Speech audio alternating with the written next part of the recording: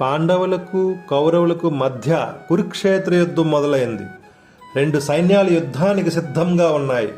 పాండవుల పక్షాన ఉన్న గొప్ప వీరుడు అర్జునుడు తన రథాన్ని 2 సైన్యాల మధ్యలోకి తీసుకువెళ్ళమని తన సారథి అయిన శ్రీకృష్ణుని కోరతాడు. రథం మధ్యలోకి వెళ్ళాక అర్జునుడు అటువైపు ఉన్న సైన్యాన్ని చూస్తాడు. అక్కడ తన గురువులు, పితామహులు, అన్నదమ్ములు మరియు ఆత్మీయులు ఉన్నారు. వారిని చూసిన అర్జునుడు మనసు కలత చెందుతుంది. నా వాళ్ళని చంపి రాజ్యాన్ని నేను ఏం చేసుకోవాలి? ఈ యుద్ధం చేయడం కంటే భిక్షాటన చేయడం మేలు అని ధనస్సును కింద పడేసి విచారంతో రథంపై కూలబడిపోతాడు.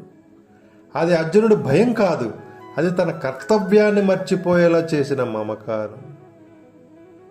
అప్పుడు శ్రీకృష్ణుడు చిరునవ్వుతో అర్జునుడికి జీవిత సత్యాన్ని బోధించాడు. అదే భగవద్గీత.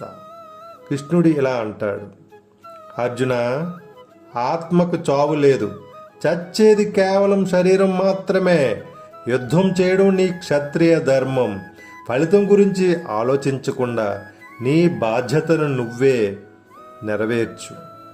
మనం కూడా జీవితంలో సమస్యలు వచ్చినప్పుడు అర్జునుడిలాగానే భయపడతాం.